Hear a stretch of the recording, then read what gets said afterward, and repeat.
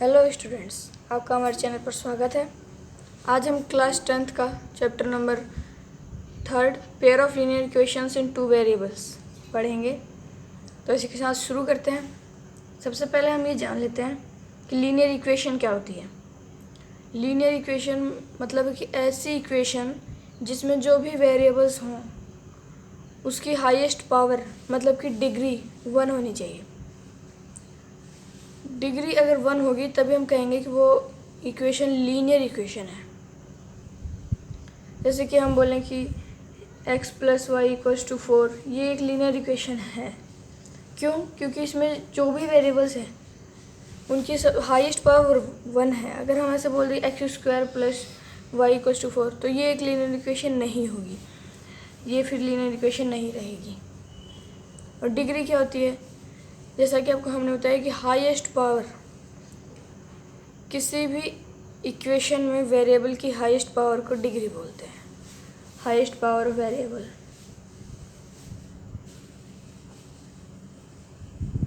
Highest power of variable in any equation. किसी भी equation में वेरिएबल्स की हाईएस्ट पावर को डिग्री बोला जाता है। तो इसी के साथ आपको लीनियर इक्वेशन पता चली और डिग्री पता चली, जो कि आपने पहले पढ़ रखी थी। तो हम इस चैप्टर को शुरू करते हैं। आपके चैप्टर का नाम है pair of linear equations in 2 variables. मतलब कि जो हम लीनियर इक्वेशन पढ़ेंगे उसमें 2 ही वेरिएबल होंगे।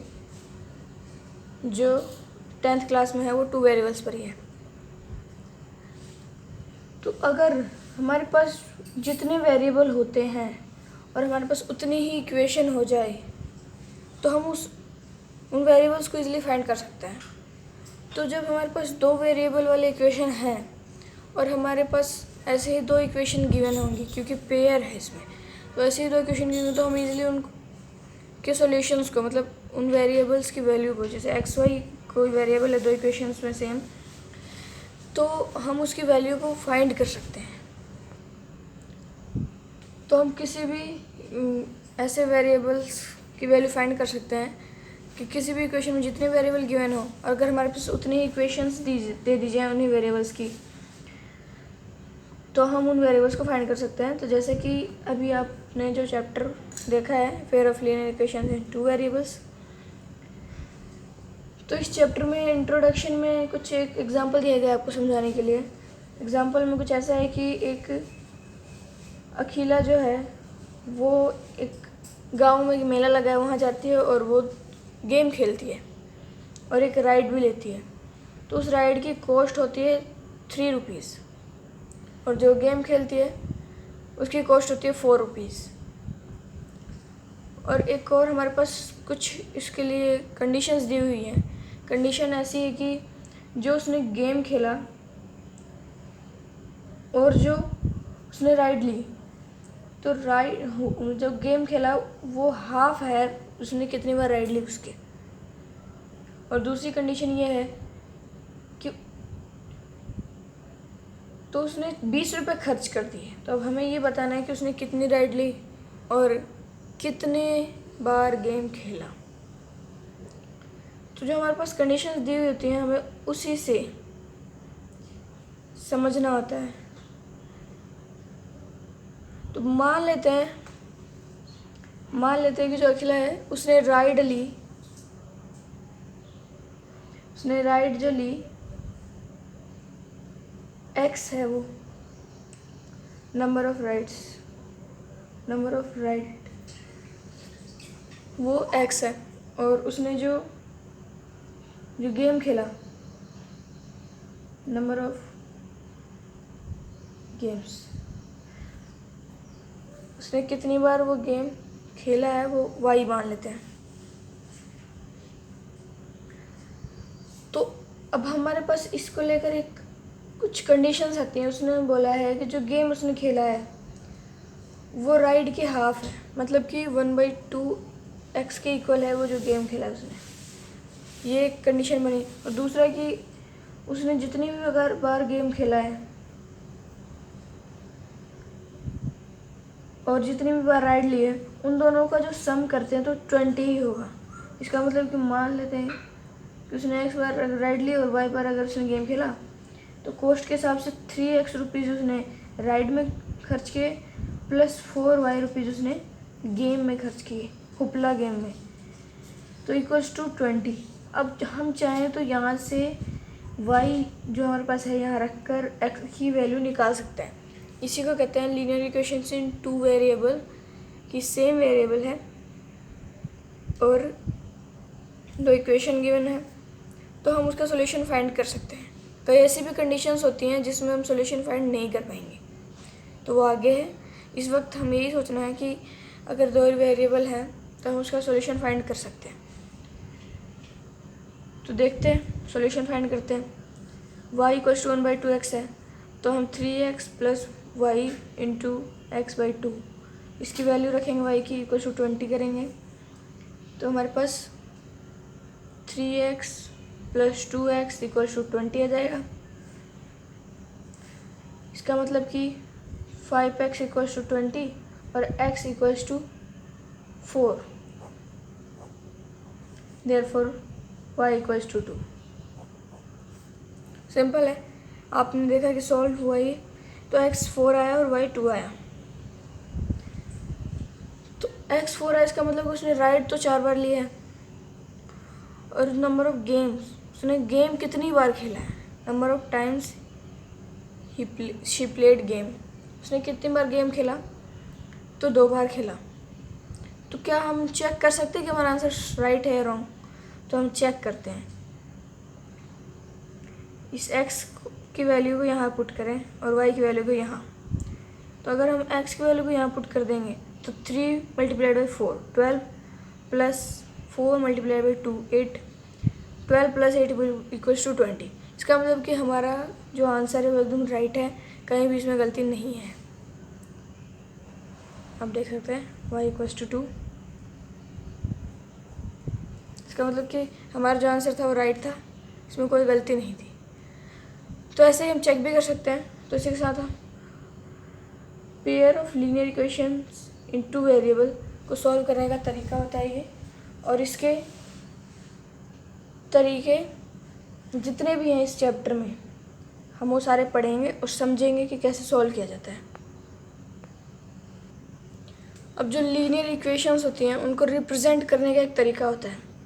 अगर हम बोलें कि जो लीनियर इक्वेशन है इन टू वेरिएबल, हम 2 वेरिएबल की बात करेंगे,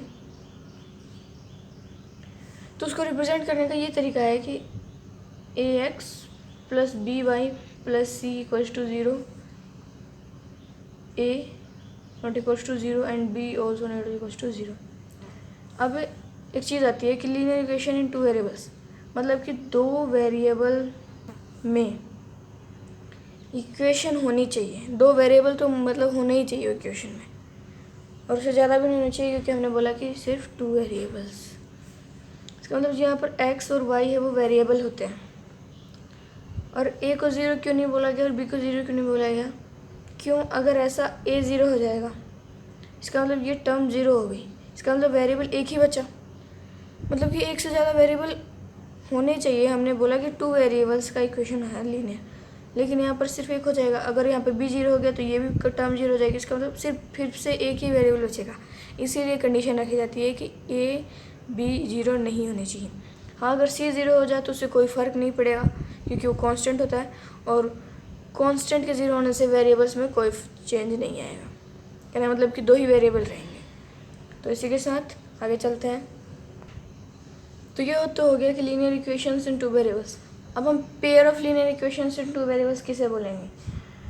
तो हम उस 2 पेयर को, लीनियर इक्वेशन के उस 2 पेयर को बोलेंगे ये चीज़ लीनियर इक्वेशन इन 2 वेरिएबल्स जो एक ही कंडीशन को सेटिस्फाई करते हो, मतलब कि उन दोनों में सेम वेरिएबल हो। अगर हम यहाँ पर बोलें कि px plus q y plus d equals to 0, तो हम बोलेंगे कि ये दोनों पेयर है एक दूसरे के। कैसे? क्योंकि इसमें भी सेम वेरिएबल्स है, और ये जो a b c और p q d है, ये जो चीज़ है ये कांस्टेंट होती है, मतलब कि कोफिशिएंट बोलते हैं इनको। किसी भी वेरिएबल के साथ जो नंबर है वो कोफिशिएंट होता है। ये कोफिशिएंट है, ये कांस्टेंट है क्योंकि इसके साथ कोई वेरिएबल नहीं है। ये भी कोफिशिएंट है, तो ये तो कोफिशिएंट है, हमारे को इक्वेशन पता होंगी। सिंपल लैंग्वेज में ये है कि अगर दो इक्वेशंस दी हुई हैं अलग अलग और उन दोनों इक्वेशंस में दो वेरिएबल्स हैं, तो पहली बात सेटिस्फाई होगी कि इक्वेशन लीनियर है और उसमें 2 वेरिएबल हैं क्योंकि उनकी डिग्री 1 है। और पेयर वो दोनों एक दूसरे कैसे बनेंगे कि उन दोनों में सेम वेरिएबल हो। सिंपल। इसी के साथ हम आगे देखते हैं कि जो इनको सॉल्व करने का तरीका है वो एक तो हम डायरेक्ट वैल्यू पुट करके सब्स्टिट्यूशन से कर सकते हैं। तो पहले हम चलते हैं ग्राफिकल मेथड पे। फर्स्ट मेथड है ग्राफिकल मेथड। ग्राफिकल मेथड मतलब कि हम जो भी दो इक्वेशंस दी हुई हैं दोनों का ग्राफ पर प्लॉट करें और हम आंसर निकालें। तो कैसे निकाला जा सकता है कि अगर ऐसा होता है कि हम दोनों जो इक्वेशन दी है उसको एक लाइन से ग्राफ पर रिप्रेजेंट करते हैं और वो दोनों लाइन पैरेलल हो जाती हैं, यानी कि वो दोनों लाइन कट नहीं करती कहीं भी। और अगर वो कट नहीं करेंगी इसका मतलब कि कोई भी उसका सलूशन नहीं है। दूसरा ये हो सकता है, मतलब कि जो ग्राफ है वो 3 टाइप्स में दिख सकता है आपको अगर आप ग्राफिकल मेथड से सॉल्व करते हैं। ये थोड़ा टेढ़ा हो गया। तो आप देख सकते हैं कि अगर मान लेते हैं कि आपने यहाँ पर मतलब y यहाँ रखते हैं और x यहाँ, मान लेते हैं कि आपने एक इक्वेशन का ग्राफ कुछ ऐसे आया और दूसरी इक्वेशन का ग्राफ कुछ ऐसे आ गया, पैरेलल है दोनों मतलब, तो हम बोलेंगे कि उसका सॉल्यूशन नहीं है, उन दोनों का आपस में कोई सॉल्यूशन नहीं है। अब मान लेते हैं कि एक ग्राफ ऐसे आया और दूसरा ऐसे चला गया, मतलब कि सिर्फ एक ही पॉइंट पर कट किया, तो हम बोलेंगे यूनिक सॉल्यूशन है। उन दोनों इक्वेशन का ये यूनिक सॉल्यूशन है, इसके अलावा ना तो कोई सॉल्यूशन है और ना हो सकता है। अब हम आगे चलते हैं। अगर मान लीजिए कि आपने एक इक्वेशन का ग्राफ प्लॉट किया और वहीं पर दूसरी इक्वेशन का ग्राफ भी यही आ गया, मतलब इसी के ऊपर कोइंसाइड हो गया, तो हम ये बोलेंगे कि उसके इनफाइनाइट मैनी सॉल्यूशंस हैं। मतलब कि इतने सारे सॉल्यूशन हैं कि हम काउंट नहीं कर सकते। क्यों? क्योंकि एक ही लाइन है और एक ही लाइन पर दूसरी लाइन कोइंसाइड है, एकदम उसको ढके हुए, मतलब कि वो दोनों लाइन एक ही है, तो बहुत सारे सॉल्यूशन हुए। तो यही समझने की चीज़ है ग्राफिकल मेथड। अब हमने जो यहाँ पर ये जो क्वेश्चन किया था, आप देख सकते हैं ये जो क्वेश्चन किया था, अब उसको ग्राफिकली करने का समझेंगे कि कैसे किया जाता है। तो शुरू करते हैं। इक्वेशन कुछ ऐसी है, y = 1/2x और सेकेंड इक्वेशन है 3x + 4y = 20। ग्राफिकल सॉल्व करने का सबसे अच्छा और बेस्ट वे है कि हम कॉलम बनाएं x और y, और कम से कम 2 पॉइंट तो हमारे पास होने चाहिए, क्योंकि ग्राफ बनाने के लिए 2 पॉइंट तो होने चाहिए। अगर हम तीसरा पॉइंट लाते हैं तो इससे हमारे को हेल्प ये रहेगी कि अगर हमारे इक्वेशन मतलब जो हमारे पास एक्स वाई की वैल्यूज़ हैं अगर वो गलत होंगी तो हमारी लाइन नहीं बनेगी। तो वो उस केस में कि आपको चेक करना है कि आपका आंसर गलत है। तो हम यहाँ पर सॉल्व करते हैं फर्स्ट इक्वेशन को। तो यहाँ लिख देते हैं y = ½ x, हम चेक कर रहे हैं। तो सबसे इजी भी होता है, सबसे पहले हम x को 0 रख दें। x को 0 रखने से y क्या आता है, y भी 0 हो गया। x को 0 रखने से y भी 0 हो गया। हम इस इक्वेशन के लिए एक्स वाई की वैल्यूज़ फाइंड कर रहे हैं ताकि हम उसे ग्राफ पर प्लॉट कर सकें। और अब आगे अगर हम x को 2 रखते हैं, x को हम 2 रखते हैं तो क्या आएगा, y1 आ जाएगा। अब हम इस इक्वेशन के लिए एक्स वाई की वैल्यूज़ फाइंड करेंगे। तो इसी के साथ आगे चलते हैं। 3x + 4y = 20। अब यहाँ पर एक्स वाई की वैल्यूज़ फाइंड करेंगे इस इक्वेशन के लिए। तो अगर फिर से हम x की वैल्यू 0 रखेंगे ताकि हमारे पास जो एक वेरिएबल है उसकी इजी वैल्यू हो जाएगी, ये 4 है। तो x की 0 रख देंगे तो ये टर्म 0 हो जाएगी, और इसको 0 रखते ही हमारे पास जो y है वो 5 आ जाएगा। इसी के साथ अगर हम x की वैल्यू 4 रख दें, x की वैल्यू हम 4 रख देते हैं तो क्या होगा, y की वैल्यू 2 आ जाएगी। देख सकते हैं आप, अगर यहाँ पर हम 4 रखते हैं तो 12 हो जाएगा, और फिर 12 इधर जाके माइनस हो जाएगा तो 8 बचेगा, और 4 डिवाइड करेंगे 8 को तो 2 बचेगा। तो ये हमारे पास एक्स वाई की वैल्यूज़ आ गई। अब सॉल्व करने का तरीका ये होता है कि हम ग्राफ बनाएंगे। एक यहाँ पर हम बिना ग्राफ पेपर के ग्राफ बना रहे हैं।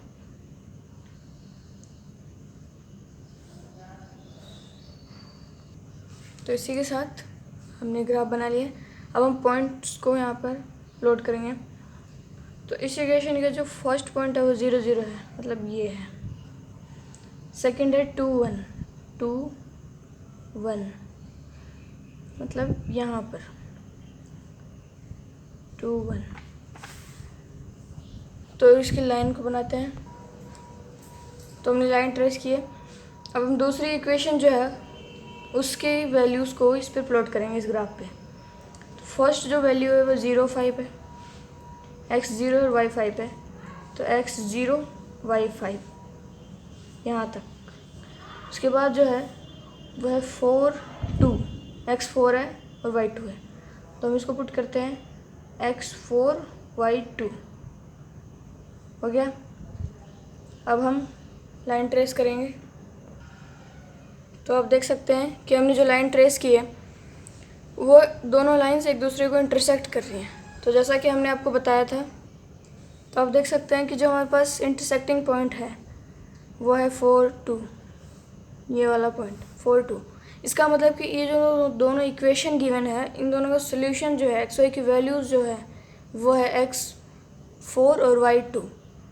ये है ग्राफिकली सॉल्व करने का मेथड कि आप पहले ग्राफ बनाएं उन दोनों इक्वेशंस का। मिनिमम 2 पॉइंट्स आपको निकालने पड़ेंगे और मैक्सिमम आप चाहे जितने निकाल सकते हैं। तो therefore x equals to 4 and y equals to 2, ये हमारा सोल्यूशन है। जो इक्वेशन था ऊपर उसी का ग्राफिकल मेथड से सोल्यूशन किया गया है। अगले जो मेथड्स हैं उनका अगली वीडियो में डिस्कशन होगा। इसी के साथ वीडियो का एंड। अगर आपको हमारी वीडियो अच्छी लगे तो हमारे वीडियो को लाइक करें, हमारे चैनल को सब्सक्राइब करें और इसे ज़्यादा से ज़्यादा शेयर करें ताकि और कोई फ़ायदा हो। Thank you.